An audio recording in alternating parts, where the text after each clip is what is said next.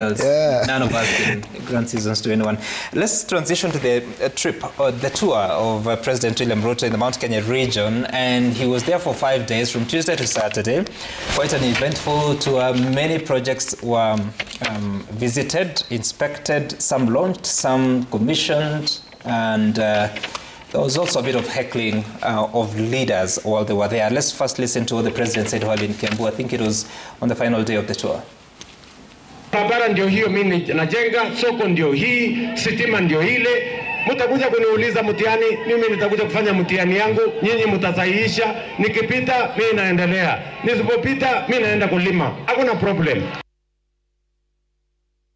Right. So he's saying that his record will speak for itself. Mheshimiwa Mokonje, let me begin with you on this one, because there were a bit of heckling in Kiambu, Embu, Nyandarua. I don't know if I get the full list, but we'll be listening to some of those. But also here, you were caught up in a situation. What happened to you? First, I want to say that I was very eager to receive the president in Embu. Mm-hmm. And of course, I was kept in the dark on all his planning of the tour in my constituency in Manyata. Mm-hmm. And of course, as a person who really is very close to his people, I was around. I was doing my own things. And when I actually was following live and I got to hear he is on the next constituency, I proceeded to Embu town, mm-hmm. so that of course I'll be around. Mm-hmm. And being of course a member of parliament, I believe I am the host member of parliament of any senior leader that comes to my constituency, as of the fact that I'm the member of parliament.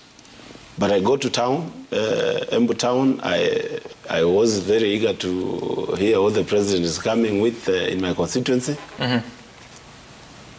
All of a sudden, after a very good welcoming from my people, I was put in a Subaru and taken around Moya up to around the time he finished his speech.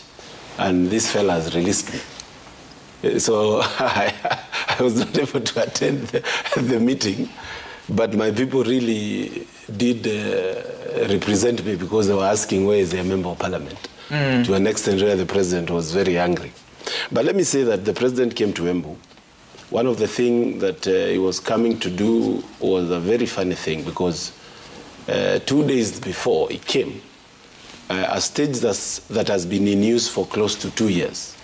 People were removed as bus stage. People were chased out of the stage. It was cleaned up, painted afresh, so that the president can come and open it officially. He was also there to relaunch the market that we had already launched in 2023. What's the name of the market? The Embu market. Mm-hmm. And of course, there was also something there with REREC, but then I was very keen to inquire where is this project going, but I was told it's going somewhere else, not in Manyata constituency. Mm-hmm. So I just kept quiet and I decided it's all right.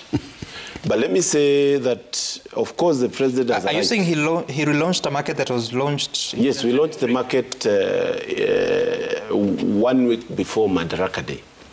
Yes, in 2023, with the president. Himself. So that time, what did he do? He launched it. He did the groundbreaking. Groundbreaking? Yes. So now it's complete? So it's, no, it's not complete. So 2023 was groundbreaking. It's what, 40% done. Let's get this right. Yes. So 2023 June, yes. eve of Madaraka Day? Yes. No. That would have to be May 31st.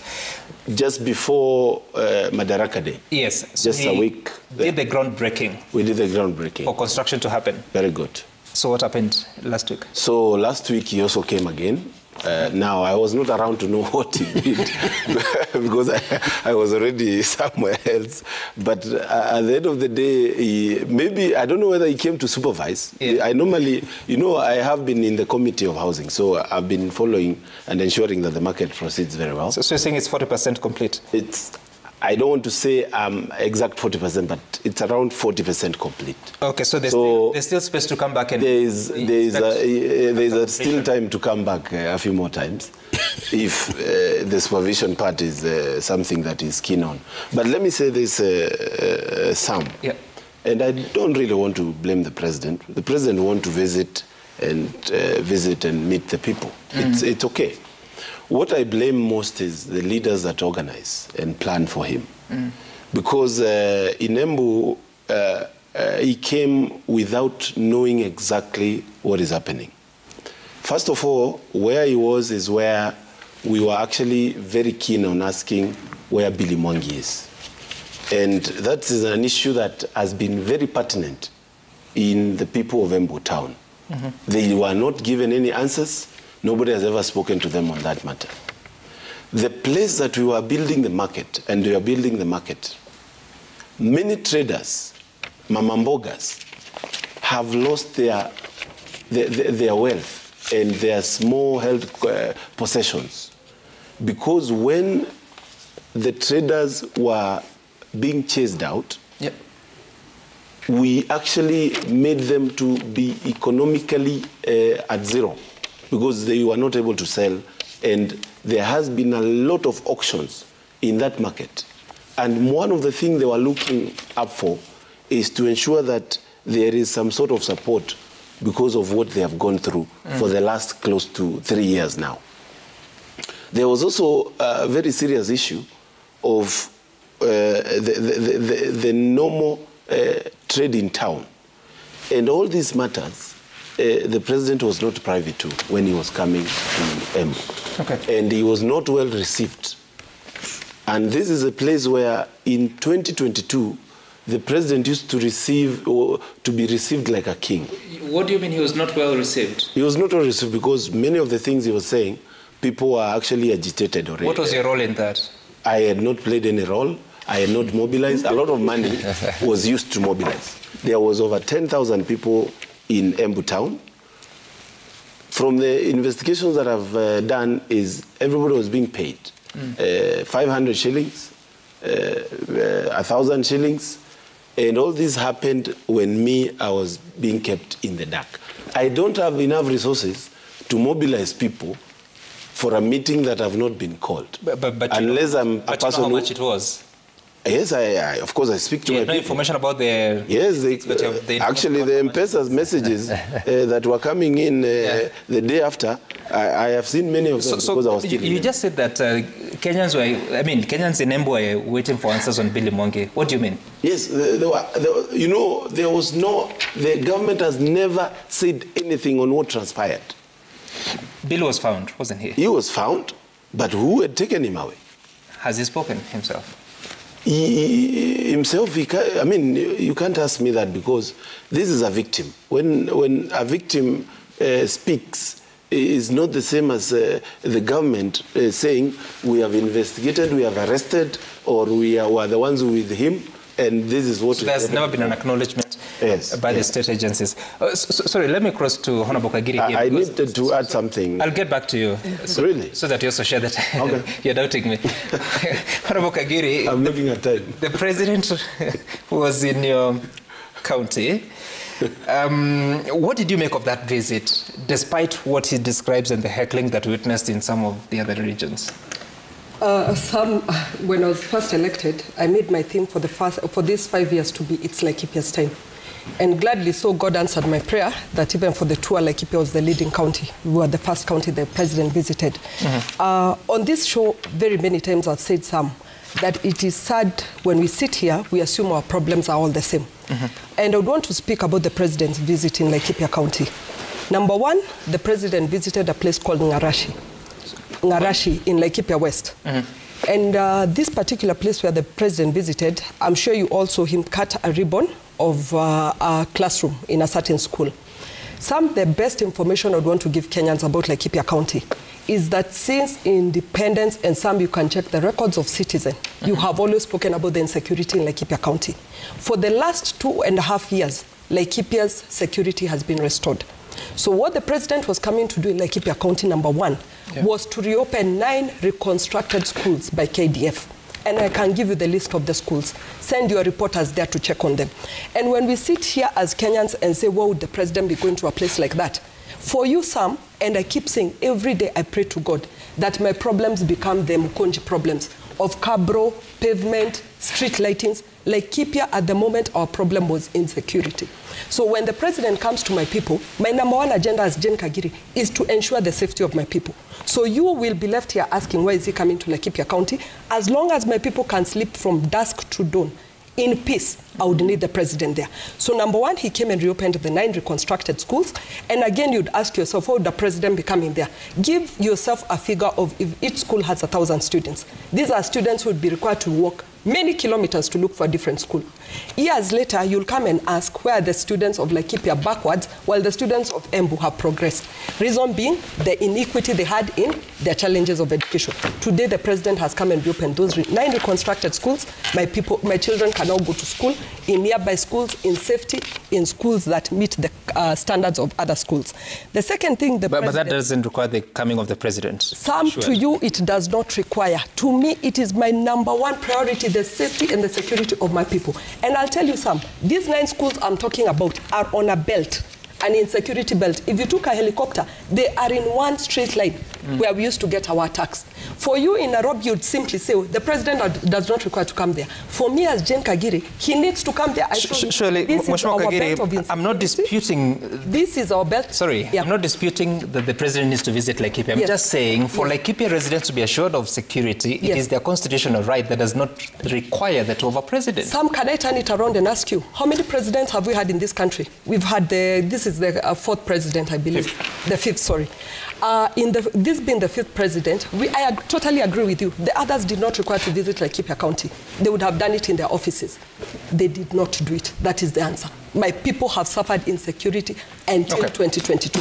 If it takes a president to come to the ground for my people to be safe, he is very much welcome. The second thing some would want to mention about the president's visit to Laikipia County, I'm sure you saw him flag off the KPLC truck. And some, it is good to inform Kenyans today that Laikipia is at 20% electricity connection. When the president flagged off that KPLC truck, it is going to reconnect another 4,800 homes through the AFDB program. And some, for you, that may look like a small thing. But imagine, in your neighborhood, if in every 10 homes, only 2 homes have electricity, I would need a president to come to my ground to understand the suffering and the needs of my people. Okay. So those are some of the... Though your name, Mheshimiwa Kagiri, we can actually agree that because resources are set aside in the House, you actually sit in the Budget Committee. I am now sitting I'm now proudly sitting in the Budget Committee. The first so you can actually allocate resources. Since independence. You can actually allocate resources because the last mile connectivity is a national government program to the constituencies or to the villages, if you like. You can actually allocate resources for your county. I totally agree with you on that. But Sam, do you know there's something called the Equalization Fund? Why is it there? Because there are counties that were left behind that need to catch up with the other. Laikipia is one of those counties. And still doesn't require the president to come. Sam, I have told you, I wish for the day I get to your kind of problems that don't require a president to come. But the safety and the security of my people is top priority. I have given you an example.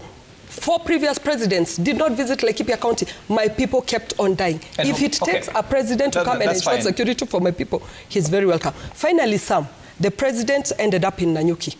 Nanyuki market is being constructed, a 350 million market. It was one of the first 5 markets to start being constructed in this country.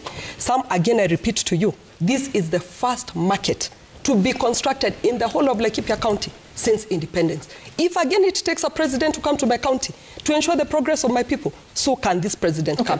And certainly, I am glad. So that market, when did the construction begin? The construction began in last year, April, and I believe Mukonji came to support me for the launch of that market. The construction, I think. So from what resources? We launched with you. Yes, we launched the market with him. From what resources? From under the housing program. Housing program? Yeah, yes.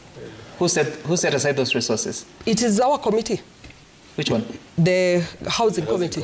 Housing Committee? Yes. Set aside resources? Yes. Approved by the National Assembly? Yes. The president didn't come to visit the committee, did he? He did not require to come to visit the committee, but Sam, let me tell you, for Laikipia's market to be one of the 5 top markets are shared in the National Assembly. to be constructed, If it requires the attention of the president, I will deliver it. Finally, Sam, we have a road called Nanyuki-Rumuruti Road. Yes. Since independence, again, I will give you an example and statistics of Laikipia County. We have 11,000 kilometers of road. Out of the 11,000, only 400 kilometers have tarmac. Now, finally, the president came to Laikipia. We are going to get our Nanyuki-Rumuruti Road tarmacked. Since independence, we have had that story being told, that this road will be constructed, it shall be constructed, not until he comes and understands the connectivity that that road would create amongst the 3 constituencies. Again, that is what I want. The president must be very powerful and influential, isn't he? Certainly he is. That is why everybody would contest for president. That's why Republicans want to win against the Democrats, because they know when a Republican president is there, the resources are there. Mheshimiwa Mbui, so the president has not visited Ukambani in a couple of months. How badly are you?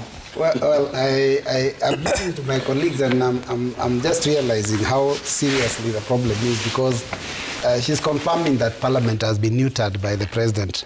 You know, as per the Constitution of Kenya 2010, and you can read it because it's available online. The physical hard copy is given to every Kenyan in 2010. It's very clear. It says that the power of the purse is in Parliament.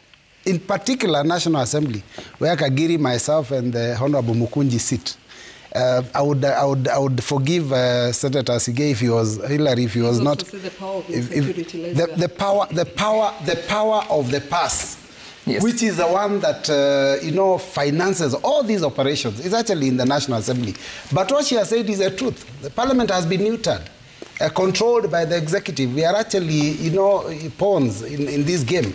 And the problem is that, you know, when someone becomes president, members of Parliament believe, you know, wrongly so, that he must be in their villages, he must be their friend for them to get development.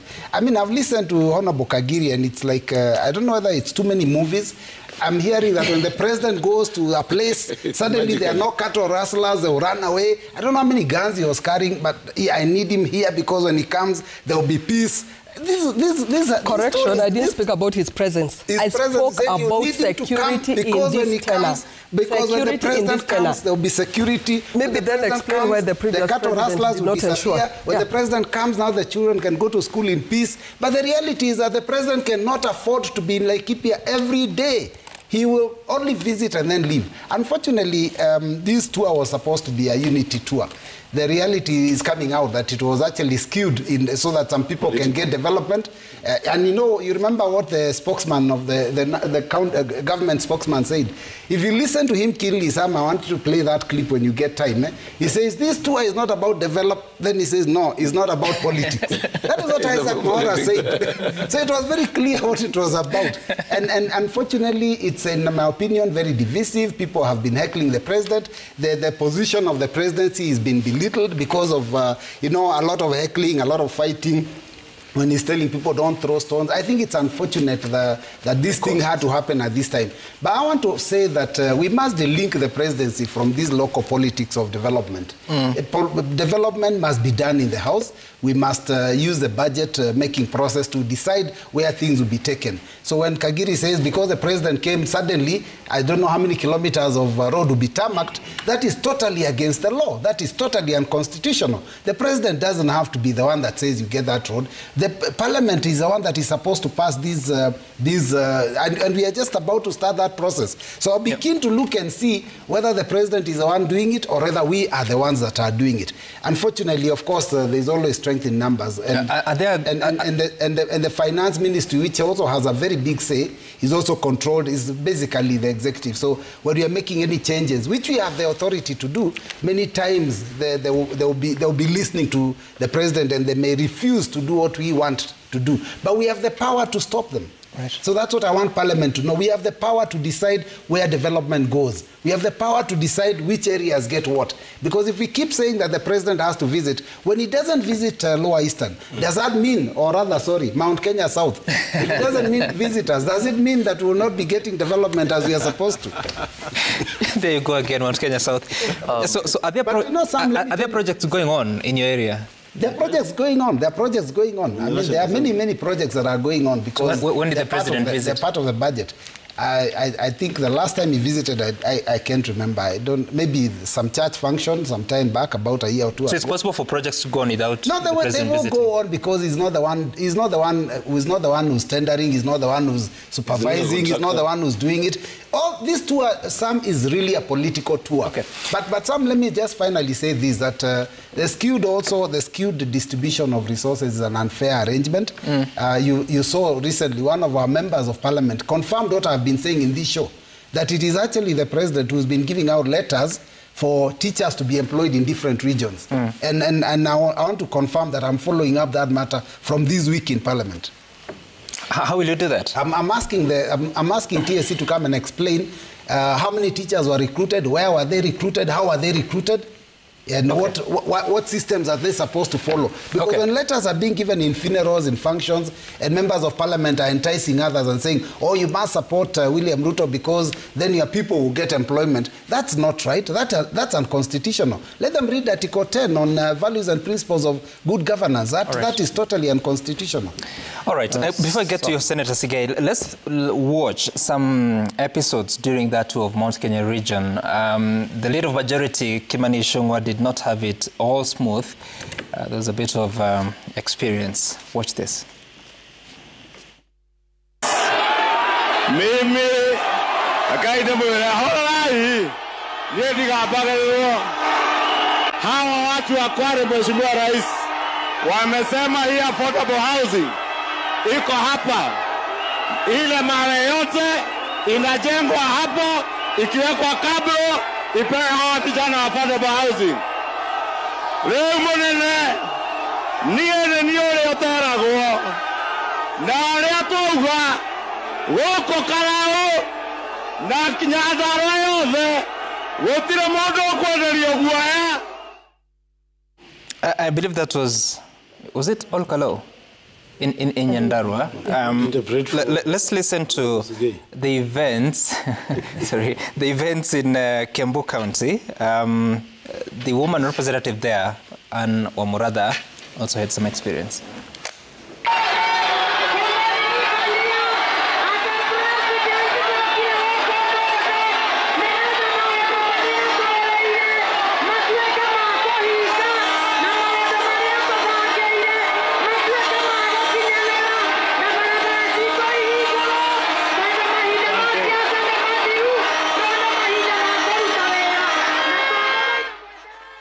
Okay, unfortunately it's difficult to tell what she was saying, but you can see what was transpiring there. The president was there watching, and later he was asking them, who taught you how to heckle leaders? Senator Sigei, what is this? Thank you, Sam. Before I comment on this, allow me to just say one or two things about the conversation that my colleagues have had. It is true that Parliament is where we share the resources of this country. And I'm happy that Honorable Mbui has confirmed that there are projects which are going on in his backyard and which does not necessarily require the President to visit. It is equally true that in the course of all this division of revenue for our various constituencies, for whatever projects in every sector, there are places which over time have been left behind, notwithstanding the existence of that budget-making committee in Parliament. That is a fact that even as patriotic Kenyans we must say as it is. And therefore, a visit by the President, like he did in the course of this week, is not necessarily to be interpreted to mean that he was going to go and make declarations and share revenue for certain projects. My colleague here has told you how it's important sometimes to have a president. And I wanted to say this because of the context that seeing is believing. That is one of the things that I always say. When I see it, it is not the same as a story that is being told. The presence of a president does not necessarily mean that, in this case, he will then make a declaration and say, I am the chairperson of the budget committee, I'm the CS Treasury, I'm going to give you this money for this particular project. It was about launching some projects. It was about inspecting projects which have already been started before, It's about commissioning some projects like what Honorable Jane here said of the schools which were also making further commitments, which were reconstructed by the KDF. And now, upon seeing the need, he now would make commitments. And these commitments... Senator, did you just contradict yourself in one sentence? I did not, Sam. You just did. The unfortunate thing, Sam, is that you're not a very good student to listen to a lawyer who is trying to create a foundation to explain something. I've said 4 things. He's launching projects. He's inspecting projects which are going on. He's commissioning those which have been completed. And now I said he could make additional commitments upon seeing that... You said that he cannot convert himself into the budget committee that allocates resources. Now... But he's making commitments. When he's making those commitments... What is making commitments about? To commit, for example, in the circumstances of a president having been told by the public that, Mr. President, we cannot access this particular school. Kindly, we need a road here. The president cannot tell you, I'm going to build a road to you here, because he knows very well that there is a process, which process includes parliament. And when he does, because he told Narumoro ESP Market, after visiting and seeing what's going on, it will be completed in 2 months. He also said that he's going to give 5 million shillings as seed capital for traders' circle in that area. Yes. That accounts to expenditure. Now, sorry, just hold on. If the money is come from the public kitty, then that's public office rather. That's commitment to spend, which should actually be passed by Parliament. Yes. There is tuition block, Narumoro Township. He was commissioning some 8 classrooms which are complete, built by NGCDF of Kieni constituency. He committed an additional 10 million shillings for new classrooms. What is that? The 4th item was commitments, which you're just giving. You've given me 2, I think Narumoro and another school, 5 million, 10 million. When the president, for example, issues such directives, right, which I know are the directives that are also ordinarily issued by members of parliament. For instance, I don't have a CDF kitty. An MP would have a CDF kitty, which is managed by a certain committee. That committee is supposed to run and say, this is 10 million, we'll allocate to this particular school. So you're saying these additional resources that come from the NGCDF kitty? No, I'm just giving an example. When the president then commits, it is upon the relevant agency at that particular moment. For instance, it cannot be CDF because the CDF is a kitty that is managed by the member of parliament. And therefore, as he gives the directive, well, I don't manage the CDF kitty, so probably you'll correct me and I'll be okay to be informed about that. You said I gave you 2 examples. I want to give you more. Nanyuki No, don't give me more because I want to explain to you. Senator Sige, just hold on. Just hold on. Nanyuki DB, construction of classrooms in Laikipia, promised an additional 4 classrooms. Yes.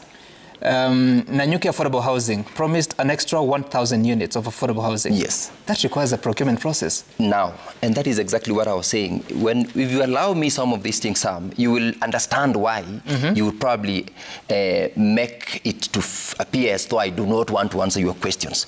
Because when the president commits and make a promise, it is upon the relevant government agencies to run through that process and allocate resources. And that is why the president, whenever he's out, he's got the PS, for example, in housing.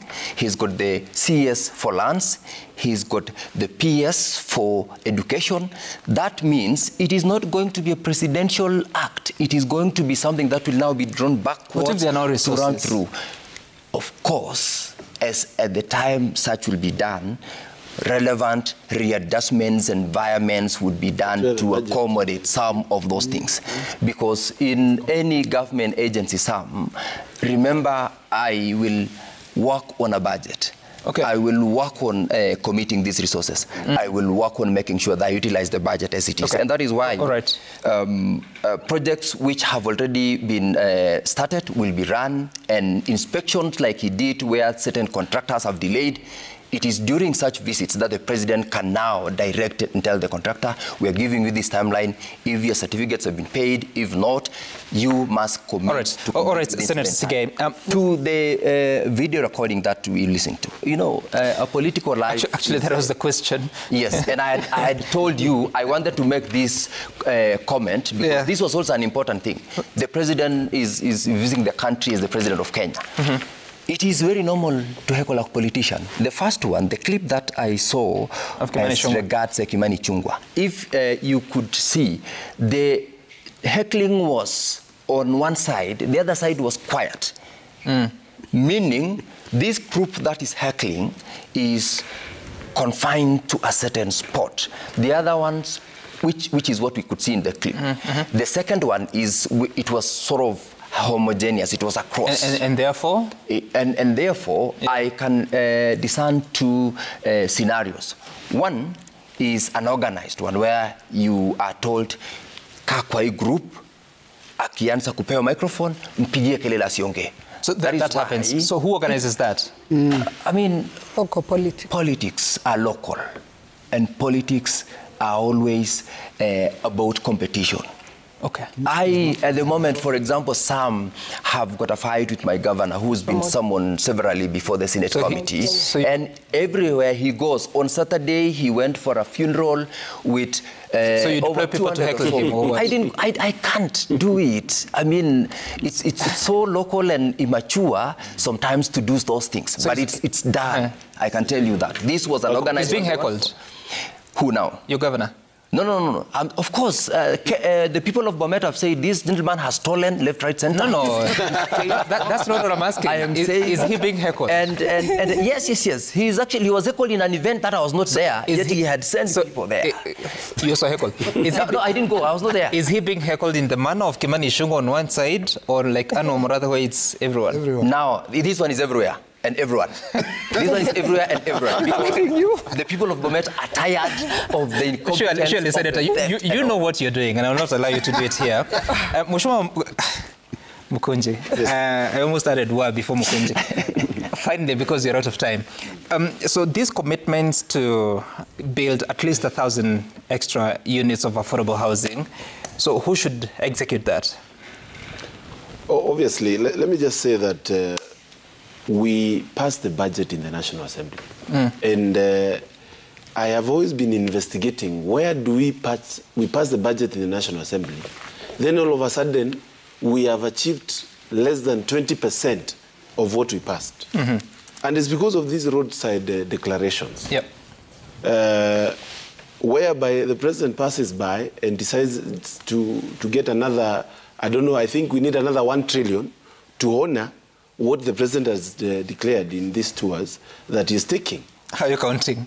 I mean, if you listen to the figures that are normally mentioned, you would know. And I have always said that even the declarations on roads, and I'm one of the person who is saying that for a president that is really fond of mentioning roads by name and really saying how they are going, he has done very minimum when it comes to infrastructure development on the sides of roads. And I believe that we need to strictly follow and ensure that budgets are made in the National Assembly and they're implemented as so by the executive without changes. Now, on what you have played there, Sam, I want to say that, first of all, Kenyans are tired of arrogance. We cannot have leaders